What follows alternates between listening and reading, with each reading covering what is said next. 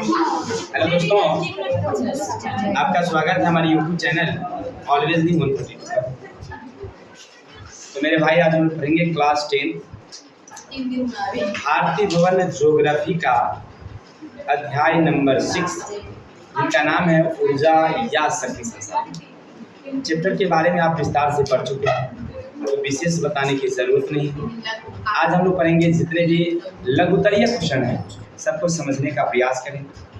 बस आपसे एक हम्बल रिक्वेस्ट है कि जब आप वीडियो देखना शुरू किए हैं तो ध्यान से देखिएगा, एक नोटबुक साथ में रखिएगा, जो इम्पोर्टेंस लगेगा वो हम बताते चलेंगे, आप भी नोट करते चलिएगा, आपके एग्ज़ाम के लिए बड़ा ही महत्वपूर्ण। एक ध्यान रखिएगा, क्लास 10 का एग्ज़ाम आपको एक सर्टिफिकेट देती है, जो आपको सबसे महत्वपूर्ण सर्टिफिकेट होती है और ऊपर चढ़ने की एक सबसे पहली सीढ़ी। याद रखिए, आपने 10 साल पढ़ा है, कोई सर्टिफिकेट नहीं, उसका कोई वैल्यू नहीं है। पहली बार आप एक अच्छे एग्जाम में बैठने जा रहे हैं, इसलिए ध्यान रखिएगा कि हमारा नंबर सबसे ज़्यादा हो। ठीक है, जब हम एग्जाम देकर आए, रिजल्ट आए, तो सब कहे कि वाह कमाल कर। ठीक है ना, तो ऐसा उम्मीद रखते हैं कि आप हमसे अगर पढ़ रहे हैं तो ऐसा आप लेके आए। करते हैं ज़्यादा देरी ना करके हम लोग क्वेश्चन की तरफ। क्वेश्चन क्या कहता है सुनिएगा थोड़ा सा।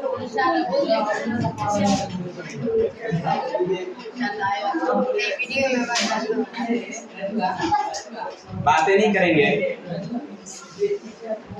ऊर्जा संसाधन का क्या महत्व है। अब देखिए बुआ जी हमसे क्वेश्चन पूछ रहा है कि ऊर्जा संसाधन का हमारे जीवन में क्या महत्व है।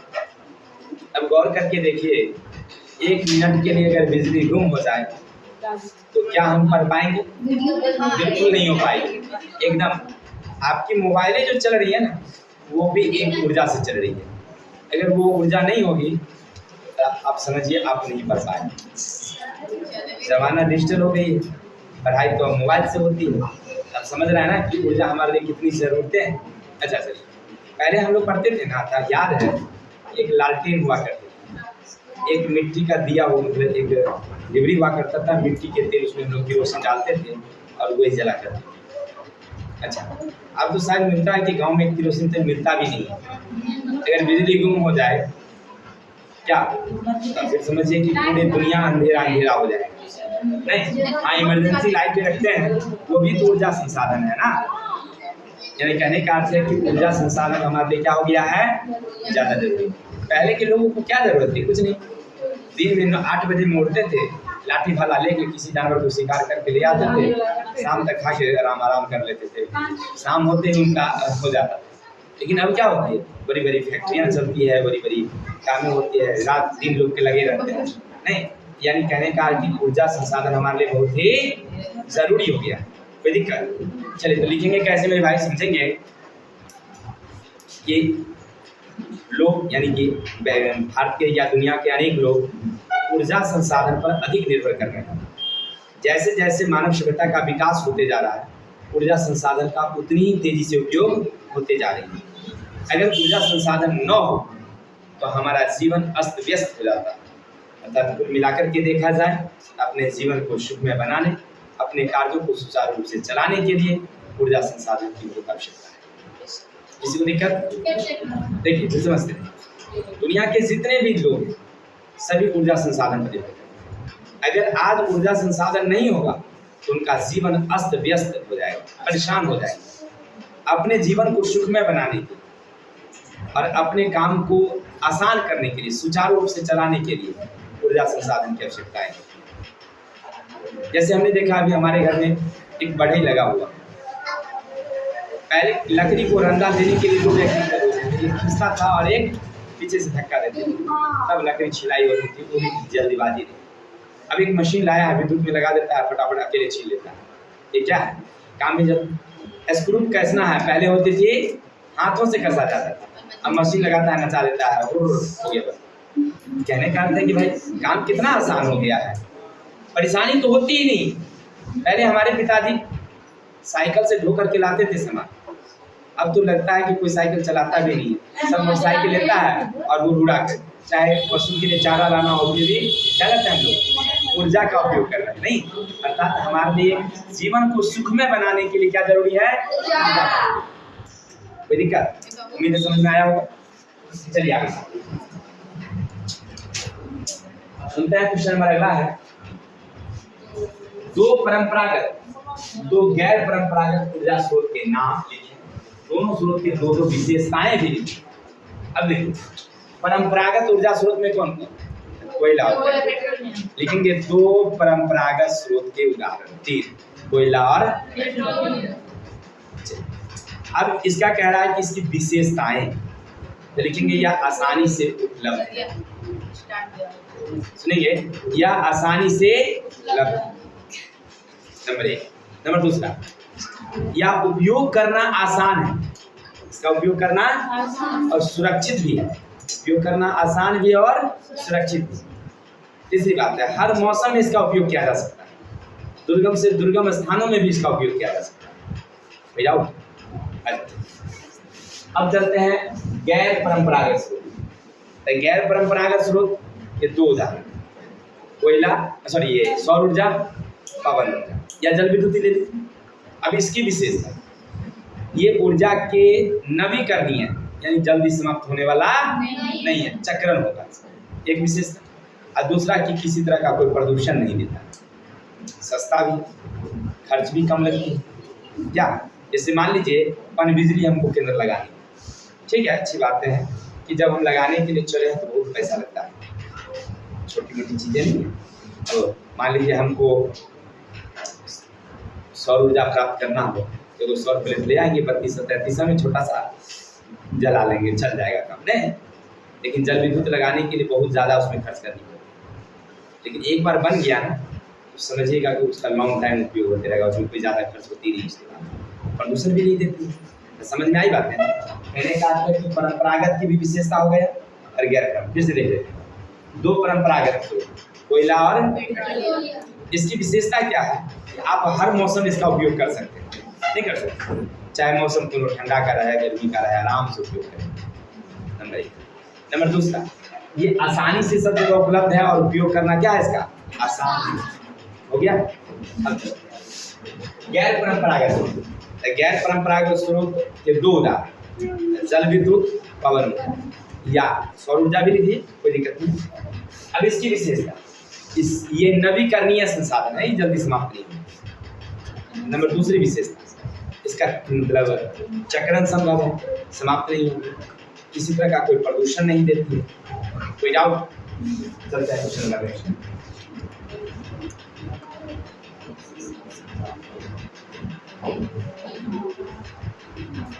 सुनेंगे, ऊर्जा संकट दूर करने के लिए ऊर्जा के किन स्रोतों को विकसित करने की आवश्यकता है, इसके लिए कौन से प्रयत्न चल रहे हैं।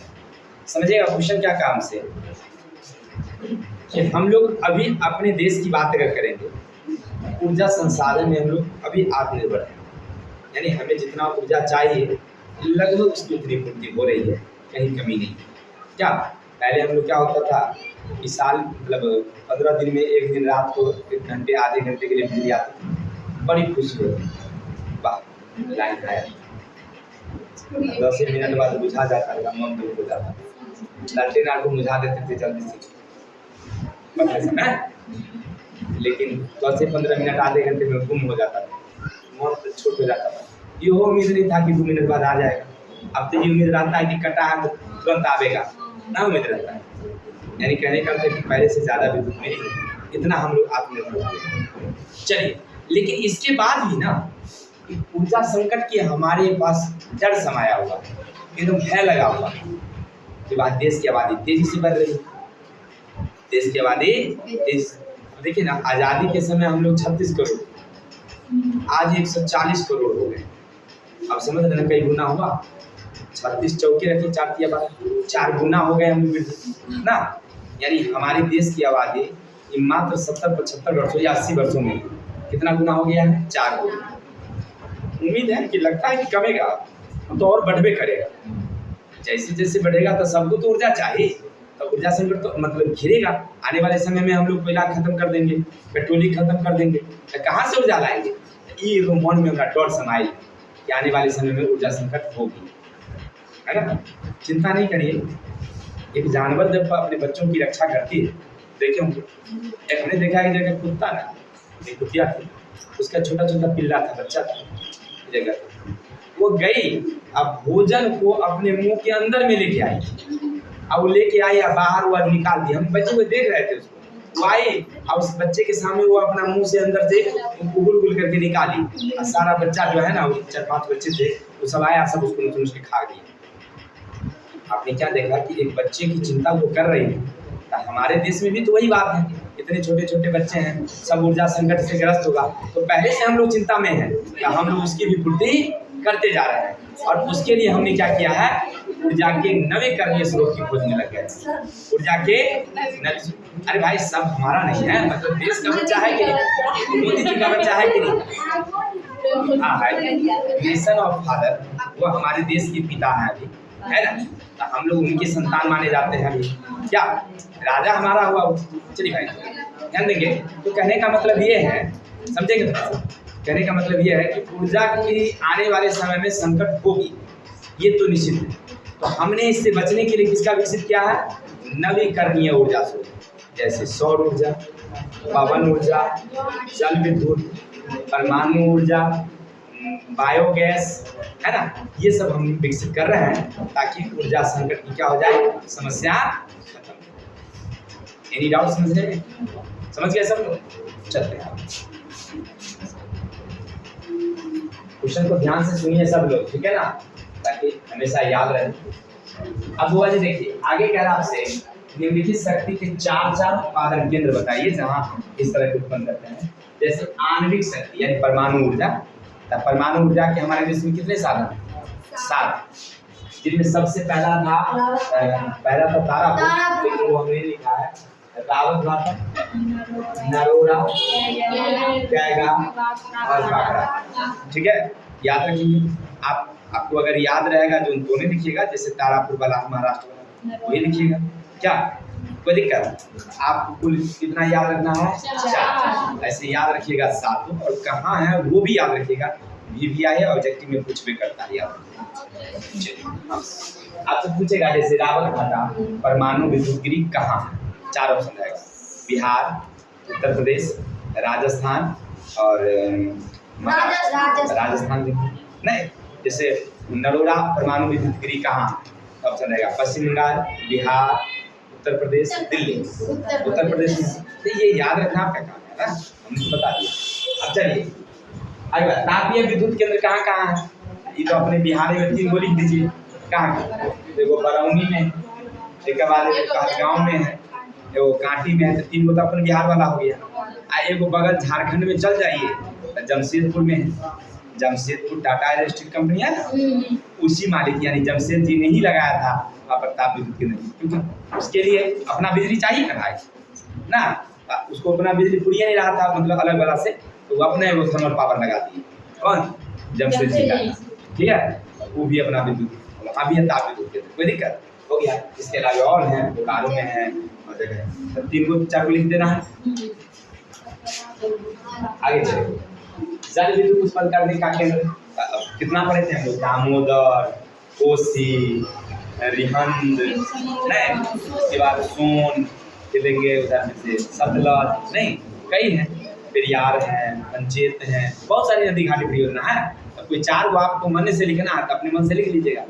हमने लिख दिया है, कोई तो क्या लिखते, आप अपने मन से लिख देंगे। Any doubts? आगे चलो। आगे कहता है कोयला और पेट्रोलियम के 3 उपयोग। अच्छा, कोयला का उपयोग कहाँ कहाँ करते हैं? तो बता दो पहला बात। सबसे पहला बात खाना बनाने में ना, नहीं खाना बनाने के लिए देखे होंगे, चाय जूस बनाने के लिए लोग उपयोग करता है होटल में।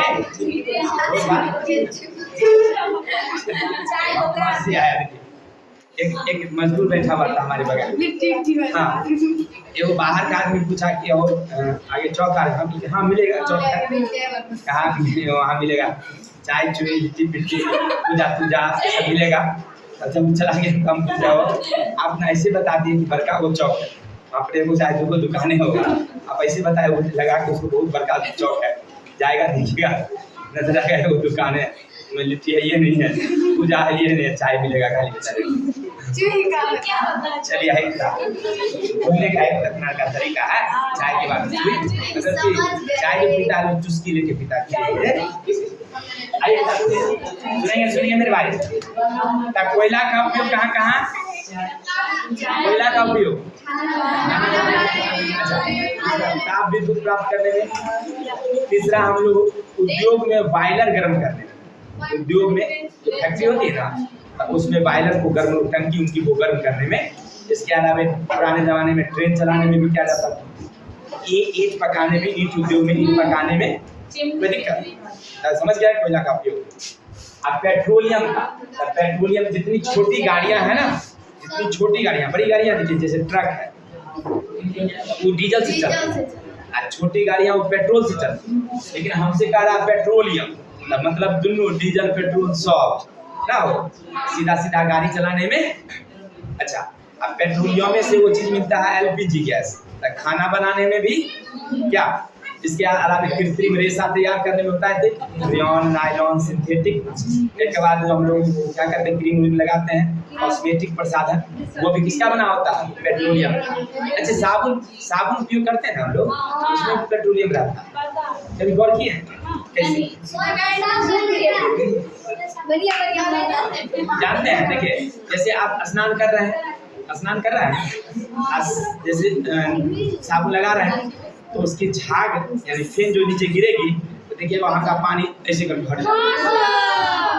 आप देखिए, इसका मतलब है कि उसमें पेट्रोलियम गिरेगी। ठीक है, चलिए समझ में आ जाते हैं। पेट्रोलियम का उपयोग ध्यान देंगे, पेट्रोलियम का उपयोग वाहन चलाने में, कृत्रिम रेशा प्राप्त करने में। इसके अलावे वो क्या कहते हैं, क्या एलपीजी गैस, खाना बनाने में।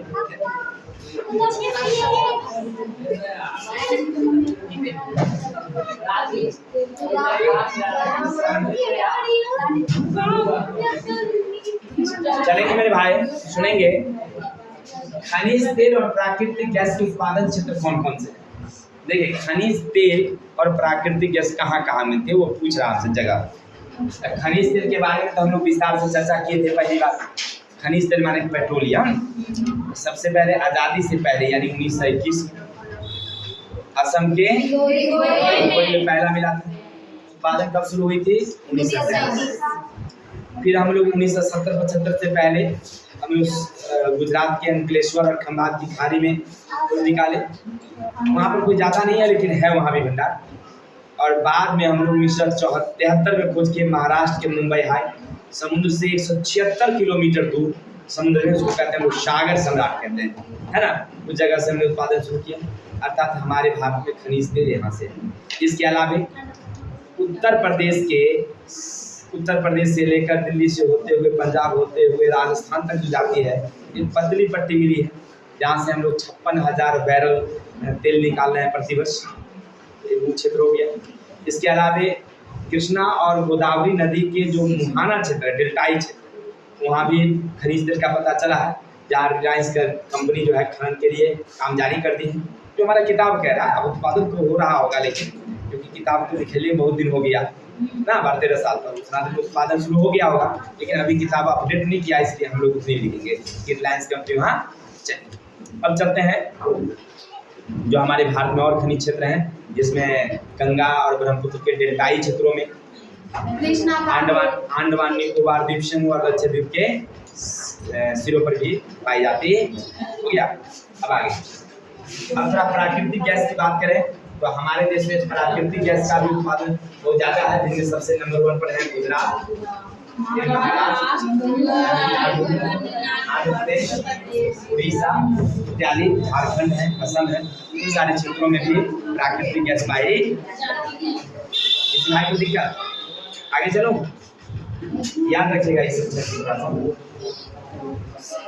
7 नंबर क्वेश्चन क्या सुनिएगा। प्राकृतिक गैस का महत्व बताएं। भारत में इसकी पाइपलाइन इस भाग में बिछाई गई है, तो गौर करिएगा। जो हमारी प्राकृतिक गैस है हमारे लिए बहुत ही जरूरी है, खास करके चाहे वाहन चलानी हो या इन मतलब बड़े बड़े फैक्ट्री में जैसे उर्वरक उद्योग हो या लोहा इस्पात उद्योग में, उनमें ऊर्जा प्राप्त करने के लिए हम लोग प्राकृतिक गैस का उपयोग करते हैं। अच्छा, गौर करिएगा, जैसे दिल्ली है या बड़े बड़े जो महानगर हैं, मुंबई है, उनमें जो गाड़ियाँ चलती है CNG से चलती है। वो भी एक प्रकार का क्या है, प्राकृतिक गैस। वो क्या है, अच्छा सीएनजी का मतलब होता है कंप्रेस्ड नेचुरल गैस, यानी उसको कहते हैं कंप्रेसर का मतलब हुआ संघनित प्राकृतिक गैस। अब वो क्या है कि एक प्रकार का ईंधन है, वो प्राकृतिक गैस अब वाहन चलाने में उपयोग करते हैं। अब ये सबसे बड़ी बात क्या है कि प्रदूषण मुक्त होता है। अब एक चीज़ और पढ़े थे हम लोग, याद होगा कि 17 करोड़ रुपया लगा कर 1700 किलोमीटर हमने एक पाइपलाइन बनाई थी जिसका नाम था विजय, क्या नाम था उसका जी, याद नहीं है नाम था,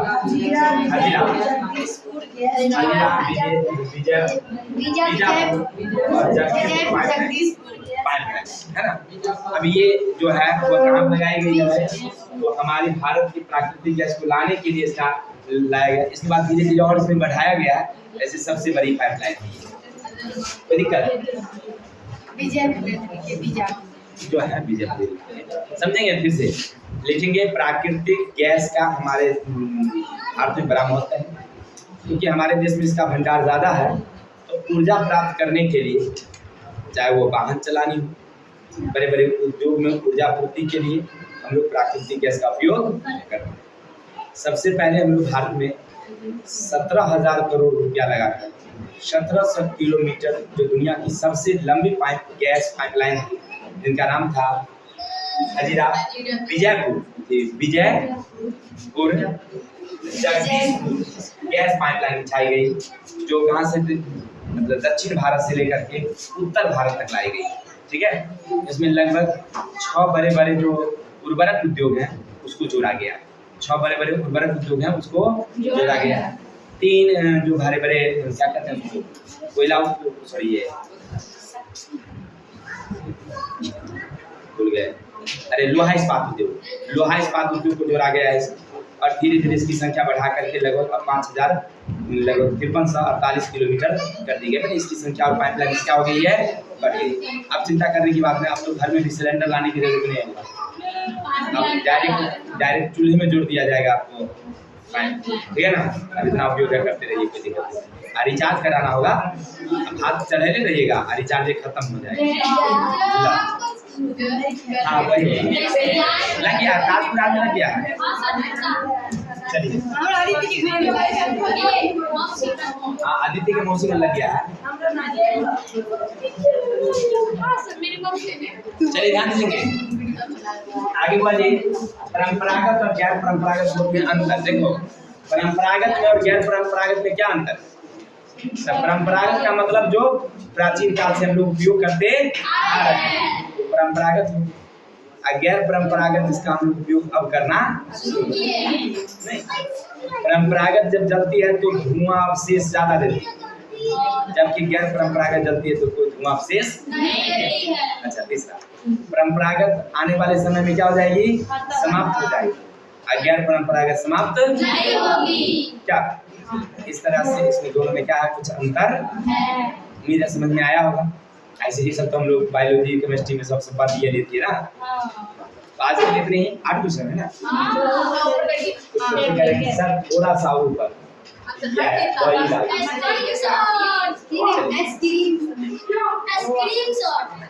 तो मेरे भाई उम्मीद है आप लोग अगर ध्यान से सुने होंगे तो आपको सभी क्वेश्चन समझ में आया होगा। तो आज के लिए इतने ही, कल मिलते हैं नेक्स्ट वीडियो के साथ। तब तक के लिए हंसते रहिए, मुस्कुराते रहिए और अपने छोटे भाई को विदा दीजिए। जय हिंद।